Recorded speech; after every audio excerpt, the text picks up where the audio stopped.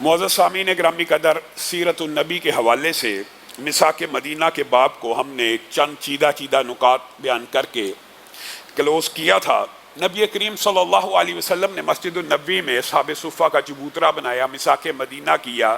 مسجد النبوی کی تعمیر کے بعد جو سب سے اہم کام نبی کریم صلی اللہ علیہ وسلم نے اسلامی ریاست میں کیا وہ کیا تھا؟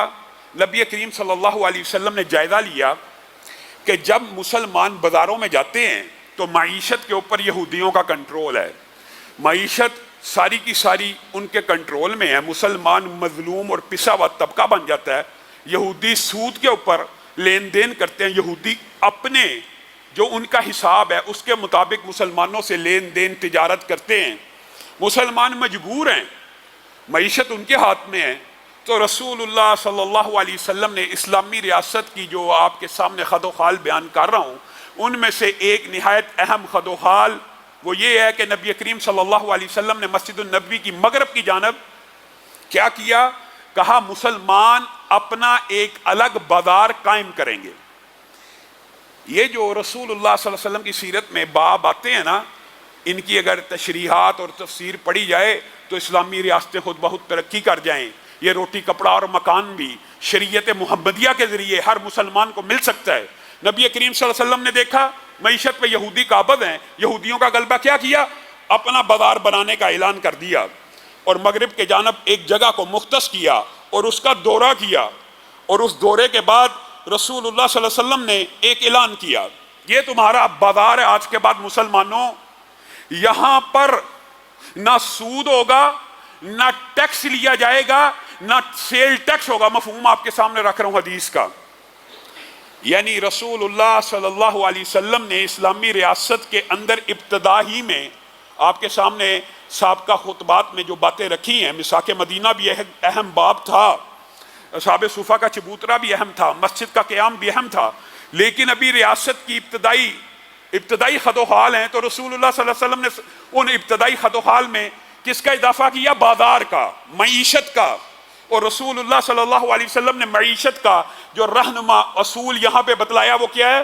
مسلمانوں کا بازار اور معیشت ڈیوٹی فری ہوگی، اس کے اوپر کوئی ٹیکس نہیں لگے گا، اس کے اوپر کوئی خراج نہیں لگے گا، یہاں پہ سودی لین دین نہیں ہوگا۔ اسی لیے حضرت عمر نے یہ کہہ دیا تھا کہ مسلمان کے بازار میں وہ آ کے تجارت کرے، چاہے غیر مسلم آئے تجارت کرے اجازت ہے، لیکن وہ آئے جو اسلامی معیشت کے قوانین کو سمجھتا ہے۔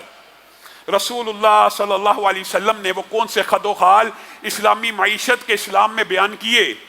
یہ ایک لمبا چوڑا موضوع ہے، اور اس حوالے سے انشاءاللہ سیرت کے بعد بھی جو بات ہے وہ آپ کے سامنے رکھیں گے، لیکن ابتدائی خاکہ دباچہ اور خد و خال ضرور رکھنا چاہتے ہیں۔ رسول اللہ صلی اللہ علیہ وسلم ایک طرف بازار قائم کر رہے ہیں اور دوسری طرف مسلمانوں کو ایک تلقین کر رہے ہیں کہ آج کے بعد اس بازار میں جو بھی داخل ہو وہ کیا کہے؟ لا الہ الا اللہ وحدہ لا شریک لہ لہ الملک ولہ الحمد یحیی و یمیت وہو حی لا یموت بیدہ الخیر وہو علی کل شیء قدیر۔ یہ کیوں کہہ رہے ہیں؟ ایک طرف بازار قائم کر رہے ہیں، اور آپ کو پتا ہے بازار دنیا کے اندر سب سے بدترین جگہ ہیں، کیونکہ یہ مادیت کی جگہ ہوتی ہیں۔ انسان ان مادیتوں میں، آپ نے اگر رسول اللہ صلی اللہ علیہ وسلم کی حدیث کو سمجھنا ہو تو آپ کسی بڑے سٹور پہ چلے جائیے، میٹرو پہ چلے جائیے، یہ جو بنا ہوا ہے امپوریم مال پہ چلے جائیے، اسی طرح کے مختلف مالز آپ کو شہر میں ملیں گے۔ رسول اللہ صلی اللہ علیہ وسلم 1400 سال قبل بازار کو بدترین جگہ کیوں کہہ رہے ہیں؟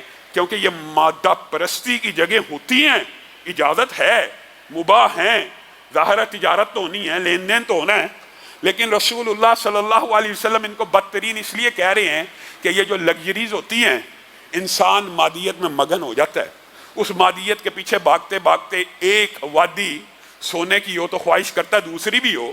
کیوں؟ یہ بازار انسان کو اٹریکٹ کرتے ہیں، وہاں پہ فلاں چیز پڑی ہے، وہاں پہ فلاں آئٹم پڑی ہے، وہ فلاں کے گھر میں موجود ہے، میرے گھر بھی ہونی چاہیے، مسابقت شروع ہو جاتی ہے۔ یہ بازار انسان کو اس طرف ضرور لے کے جاتے ہیں، اسی لیے ابتدا کیا کی کہ جو بھی داخل ہو یہ پڑھ کے داخل ہو۔ میں آپ کو آج یہ بات بھی کہنا چاہتا ہوں، کئی باتیں کچھ ثقیل ہوتی ہیں لیکن ہو سکتا ہے اس سے کسی کو ہدایت مل جائے۔ جتنی بھی عبادات ہیں، جتنی بھی عبادات جتنی بھی عبادات ہیں، ذکر الہی سے لے کر نماز سے روزہ زکوٰۃ، جتنی بھی عبادات ہیں ان کی ابتدا اول کہاں سے ہوتی ہے؟ عادت سے، عادت بنانی پڑتی ہے، پھر آہستہ آہستہ وہ عادت عبادت بن جاتی ہے۔ اور اس کا مقصد کیا ہوتا ہے؟ ہر عبادت کا کیا مقصد ہے؟ کیا آپ کے خیال میں اللہ رب العزت کو آپ کے سجدوں کی ضرورت ہے؟ کیا اللہ رب العزت کو آپ کو بھوکا پیٹ رکھنے کے، روزے رکھنے کی ضرورت ہے؟ یہ آپ کے اپنے لیے ہے۔ کس لیے؟ عبادت کا، ہر عبادت کا ایک ہی مقصد ہوتا ہے کہ اس کو بجا لانے کے بعد اللہ دل میں خوف خدا پیدا کر دے، اللہ دل میں تقوی پیدا کر دے۔ ہر عبادت اول عادت ہوتی ہے، اور یہ عادت انسان کو خوف خدا کی طرف لے جاتی ہے۔ آپ نے اگر دیکھنا ہو کہ آپ کی نماز قبول ہو رہی ہے، آپ کا ذکر اذکار قبول ہو رہا ہے یا نہیں ہو رہا، تو اس کا بڑا آسان کلیہ محدثین نے یہی بیان کیا ہے، اگر تو وہ عبادت دن بدن آپ کے اخلاق اور آپ کے معاملات، میرے بھائیو یہ بات بڑی اہم ہے جو آج کرنا چاہتا ہوں۔ عبادت کرنے والے بڑے بڑے ولی اللہ بھی دیکھے ہیں، اور بڑے بڑے نیک لوگ ہمارے معاشرے میں ہم نے دیکھے ہیں الحمدللہ۔ اس مساجد میں بھی، ان مساجد میں بھی بڑے بڑے بزرگ آتے ہیں، اور اللہ تعالیٰ ان کی عبادتوں کو قبول کرے، لیکن مشاہدہ یہ ہے کہ عبادت کے پکے اور پختہ لوگ بھی معاملات کے کھوٹے نکل آتے ہیں۔ عبادت کے پکے اور پختہ لوگ، 5 وقت کا باجماعت نمازی، 30 دن کا روزے رکھنے والا، اگر تیری عبادت کا اثر تیرے معاملات پہ ظاہر نہیں ہو رہا، اور تو معاملات کے اندر رسول اللہ کی اتباع اور پیروی نہیں کر رہا، تو اللہ معاف کرے، میں تو یہ فتویٰ نہیں دیتا کہ تیری عبادت قبول نہیں، لیکن تجھے اپنی عبادت کے اوپر نظر ثانی کرنے کی ضرورت ہے۔ تیری نماز میں تجھ میں اتنا خوف پیدا نہیں کیا کہ تو سود چھوڑ دے؟ نماز تو پڑھ رہا ہے، روزہ تو رکھ رہا ہے، لیکن بازار کے جو آداب رسول اللہ صلی اللہ علیہ وسلم تجھے سمجھا کے گئے ہیں وہ تو نہیں چھوڑتا۔ بازار کا پہلا ادب اس وظیفے کو، اس کلمے کو پڑھ کے بازار میں داخل ہوا جائے،